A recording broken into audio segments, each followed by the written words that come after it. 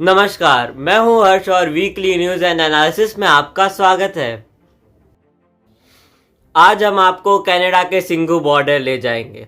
आपको ये तस्वीरें तो याद होंगी जब भारत के कुछ किसान अपनी सरकार के खिलाफ और 3 कृषि कानूनों के खिलाफ प्रदर्शन कर रहे थे और उन्होंने दिल्ली तक जाने वाले सभी हाईवेज को पूरे तरीके से ब्लॉक करके रखा था, जिससे कि दिल्ली में ना कोई आ सके और ना दिल्ली का कोई बाहर जा सके।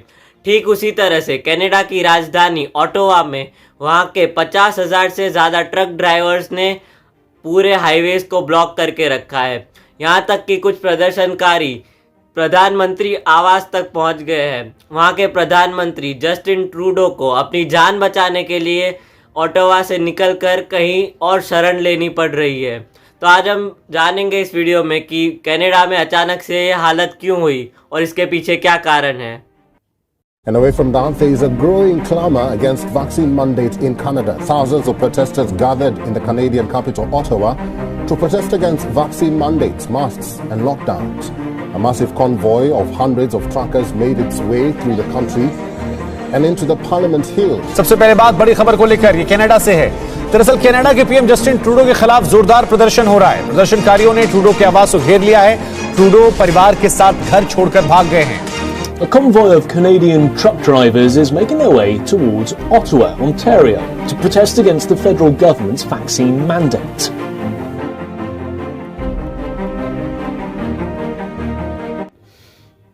आपको वो समय तो याद होगा जब भारत के कुछ किसान दिल्ली की सीमाओं पर बैठकर प्रदर्शन कर रहे थे, जिसकी वजह से दिल्ली, हरियाणा, पंजाब और उत्तर प्रदेश के व्यापारियों को हर दिन 3,000 करोड़ रुपयों का नुकसान हो रहा था।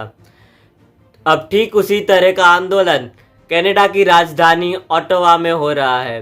कनाडा की राजधानी ओटावा में आज 50,000 से ज़्यादा ट्रक ड्राइवर्स अपने 20,000 से ज़्यादा ट्रक्स के साथ पूरे ओटावा पर कब्जा कर चुके हैं। उन्होंने सभी सड़कों को ब्लॉक कर दिया है और यहाँ तक कि कुछ प्रदर्शनकारी प्रधानमंत्री के आवास तक जा पहुँचे हैं, जिसकी वजह से प्रधानमंत्री जस्टिन ट्रूडो की सेफ्टी को ध्यान में रखते हुए उन्हें कहीं और शिफ्ट किया गया है।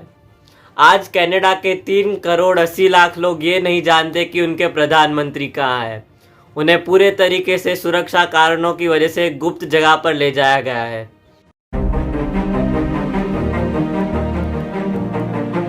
तो आज वो दिन याद आता है जब कनाडा के प्रधानमंत्री जस्टिन ट्रूडो भारत के किसानों का समर्थन कर रहे थे और कह रहे थे कि यही तो लोकतंत्र है, जो किसान शांतिपूर्ण तरीके से आंदोलन कर रहे हैं उनकी बात सुनी जानी चाहिए और सरकार और किसान अपनी बातों का हल ढूंढे और मैं किसानों का समर्थन करता हूं। लेकिन वही जस्टिन ट्रूडो आज अपने ही ट्रक ड्राइवर्स के खिलाफ जा खड़े हुए हैं। उन्होंने कहा है कि इन ट्रक ड्राइवर्स को विदेशों से फंडिंग मिल रही है और ये आंदोलन पूरे तरीके से विदेश से ऑपरेट हो रहा है। यहाँ तक कि अमेरिका के बिजनेसमैन इलॉन मस्क और पूर्व राष्ट्रपति डोनाल्ड ट्रंप ने भी कैनेडियन ट्रकर्स का समर्थन किया है। आज वही प्रधानमंत्री जो कह रहे थे कि आंदोलन ही तो लोकतंत्र की खूबसूरती है, वही प्रधानमंत्री आज आंदोलन के खिलाफ जांच के आदेश दे रहे हैं और कह रहे हैं कि हम इन आंदोलनकारियों के खिलाफ जांच करेंगे। तो आइए पहले सुनते हैं जस्टिन ट्रूडो ने किसान आंदोलन के वक्त क्या कहा था।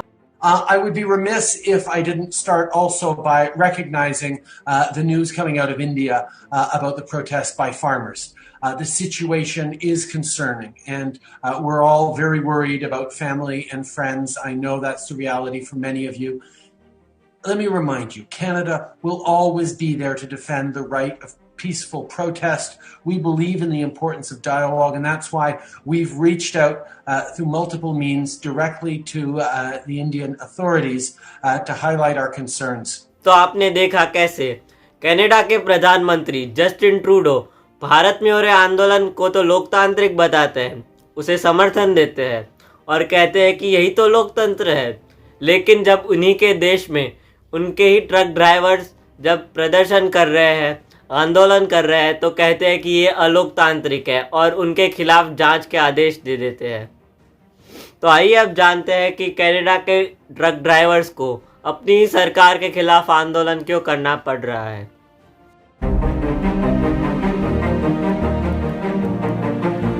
कनाडा के ट्रक ड्राइवर्स अपनी ही सरकार के खिलाफ आंदोलन इसलिए कर रहे हैं क्योंकि कनाडा की संसद ने एक नया कानून पारित किया है जिसके मुताबिक अगर किसी भी व्यक्ति ने अगर वैक्सीन नहीं ली है और उसने कनाडा की बॉर्डर को क्रॉस करना है तो उसे 14 दिन तक कंपलसरी क्वारंटाइन होना पड़ेगा। लेकिन क्योंकि कनाडा एक ठंडा प्रदेश है तो वहाँ के ग्रोसरी का ज़्यादातर सामान और खाद्य उत्पादन यूएसए से इंपोर्ट होते हैं, अमेरिका से इंपोर्ट होते हैं और यही ट्रक ड्राइवर्स अपने ट्रकों में जाकर अमेरिका से सामान कनाडा तक पहुँचाते हैं। तो अगर ये कानून उनके ऊपर लागू हुआ तो उन्हें भी क्वारंटाइन होना पड़ेगा और उन्हें काफ़ी नुकसान होगा इसकी वजह से। तो इसी कारण से कनाडा के ट्रक ड्राइवर्स अपनी सरकार के खिलाफ प्रदर्शन कर रहे हैं। वीडियो देखने के लिए धन्यवाद। अगर वीडियो पसंद आए तो इसे लाइक करें, शेयर करें और चैनल को सब्सक्राइब करें। धन्यवाद।